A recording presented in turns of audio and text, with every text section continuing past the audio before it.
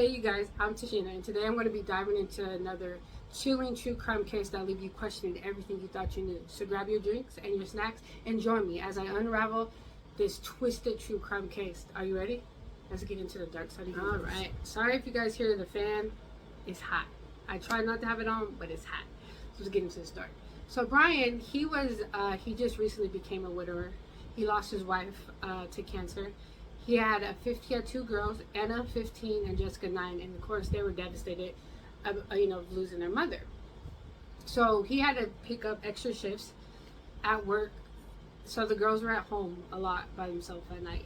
So one night the phone rings and the oldest daughter, Anna, picks it up, and it was a boy on the other line by the name of Daniel, and he says, "Oh, I got your number from one of the kids at school."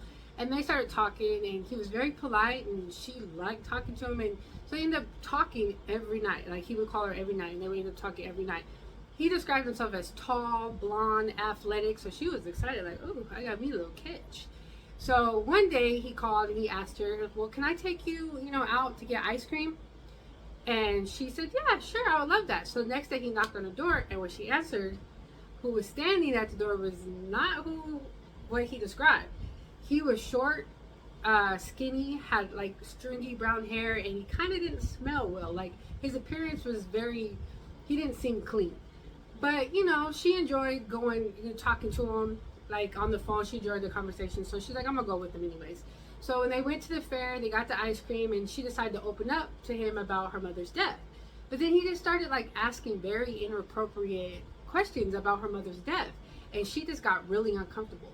So she cut the date short, and she let him know, like, "I just never want to talk to you again."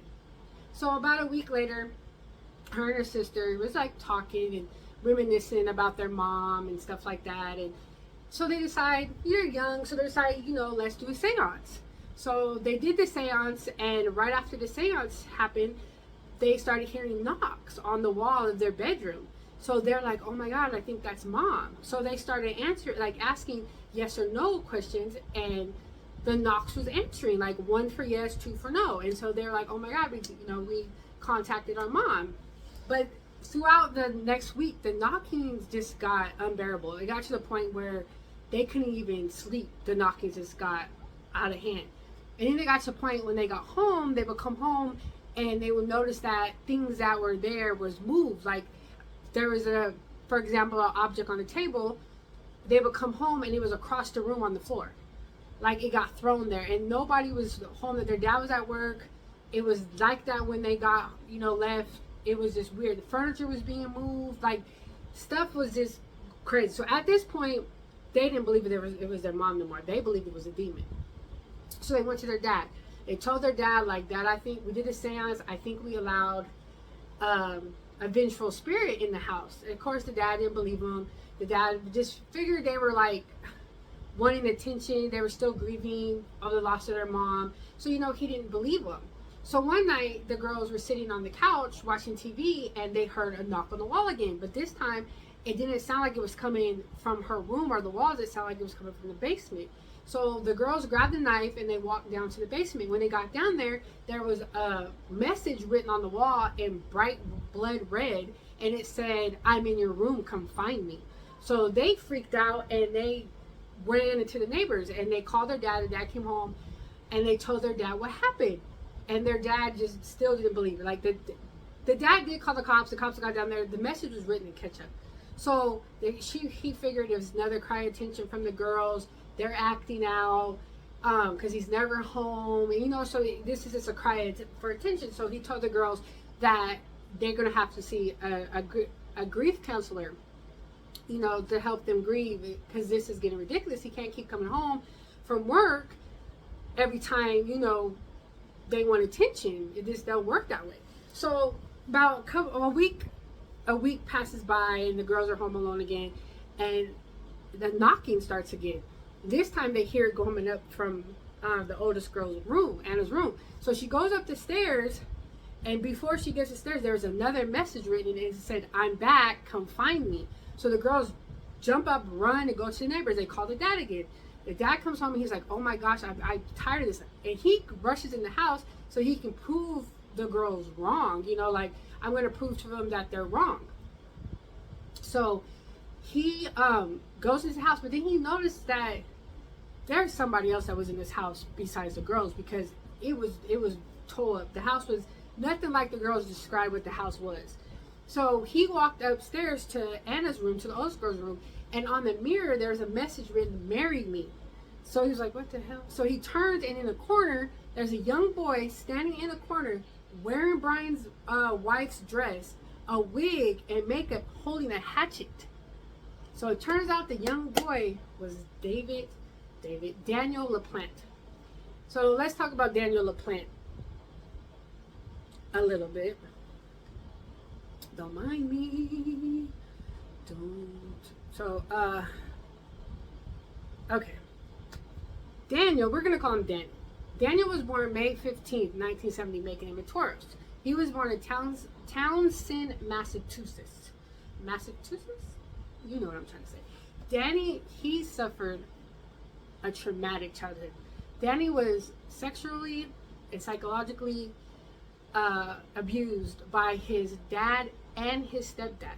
And so this affected his school, his social life. He didn't do well in school. The kids described him as being weird and just kind of off. And then it got to the point where Danny just stopped caring about himself, his appearance, his hygiene. He just stopped caring. He would come to school hair greasy. He would smell. You could tell he wasn't taking care of himself. So the school, they referred him to a psychologist. So he went to this psychologist, and he got diagnosed with a hyperactive disorder. But the worst thing that could happen, the psychologist started sexually assaulting Danny at his what's it called? His sessions. At his sessions, he started sexually abusing him. Like, these are supposed to be people in his life that's supposed to help him and take care of him, and they're abusing him. So after that, Danny started Danny started breaking into people's house, but he wasn't just stealing things. He liked to mess with people's minds. Like, he would move the furniture a little bit here. He would move stuff. Like, he would, you know, when you come home, you'll be like, but has somebody been in my house? Like, kind of question. Like, he just liked to mess with people, to just mess with them, mess with their heads. So, okay, let's get back to the night. So Danny, he's been living in Anna's walls for months. He's gotten it through a crawl space in the side of the house. He's been living in the walls for months. So he was in the walls the night that the girls did a seance. So he saw and heard what they were doing. So he decides, I'm just going to torment them and make them think I'm their mom. Like, for months, and no telling what he was going to do that night. Because, mind you, he had a hatchet. So no telling what he was going to do to those girls that night if the girls went up there. So he got a year in the detention center. He got out, which he's still waiting for trial. He got bailed out, or he served a year, he got bailed out. He didn't really serve it, but he was there and he got bailed out. So he's still waiting for trial for living in the walls of Anna and their house. So anyways, when he got out, he started doing the same exact thing that he was doing. He was breaking into people's houses. Don't mind me. He was breaking into people's houses. So he ended up breaking into, it was right down by his house. So basically, you go into the woods and their house was right there. So he broke into the Gustafsons family's house. I think I'm saying that name right. I'm not for sure. So the family included a pregnant nursery school teacher, Priscilla, the dad, Andrew. There was a 5-year-old William, and a 7-year-old Abigail. So he broke into the house, and I think he took a gun. He took one of Andrew's guns, and he left. But he came back a couple days later. He was back. So when he was back, Priscilla and little William came home. And he wasn't expecting anybody to come home. He was kind of contemplating jumping out the window and just like leaving. But he stayed. So when Priscilla came, she was confronted by Daniel. He had the gun. He forced her into the room. He locked William, the son, in the closet. He tied Priscilla to the bed. He assaulted her. Then after he was done assaulting her, he shot her twice in the back of the head. Then he opened up the closet. He got William out. He walked William into the bathroom, and he drowned him. So he drowned him. And then he was leaving, and as he was leaving, 7-year-old Abigail came.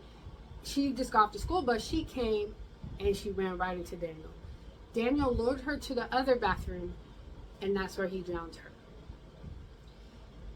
Andrew, the father, he was calling his wife all day long, and she wasn't answering. So when he got home from work, he entered an eerily quiet, dark house, and he just knew something was not right. So he walks into the bedroom, and there's where he sees his wife laid on the bed, dead. So he runs out the house and he calls the cops. And he said later on he didn't look for the kids because he did not want to find the kids dead. Like he knew there was something. He just did not want to be the one to find the kids dead. That's why he didn't go look for the kids. So after that, they kind of already tied LaPlante, Danny, to this because they found this is evidence. They kind of tied it. It was close. This is just kind of his MO, and it progressed. So, and they also, behind the house of the family, they found gloves, the wet clothes that he had on when he drowned the kids. So they picked him up that day, but they didn't have enough evidence at that time to hold him. So they had to release him. But they were going to go back the next day. Either going to try to get more evidence and go back the next day. But Danny fled. So there was a huge, massive search for him. And they finally found him. And then he went to trial. And he was convicted. And he got 3 counts of life without parole. So this is just a sad, cases like this, because even though he had a shitty childhood and a messed up childhood, that doesn't give him an excuse to do what he did. But it's still sad that he was abused like that, and he never got help for it, and he never got help for it, and he ended up doing this, tormenting that family for months about them living in the walls. That must have been terrifying for them girls. Could you imagine that you're hearing these knockings and all this stuff, and then your dad doesn't believe you, but he thinks you're crazy? So maybe you're gonna start thinking you're crazy. I don't know. And then him killing that family like that, the pregnant wife, and then he drowned the 2 kids. It's just a very sad and just strange. For months he lived, and then I'm just thinking, where was his? I'm pretty sure his home life, his home life wasn't good, because wouldn't you wonder where your he was 15 at the time. Wouldn't you wonder where your child was? He's living in the walls of these people's house, tormenting them, and then he just progressed and killed a whole family. It's just sad. It's just sad. But anyway, so thank you for joining me on this chilling journey through the dark corners of true crime. Don't forget to like, share, and subscribe. And if you enjoy diving into the dark side of humans with me. So I'll see you in my next video.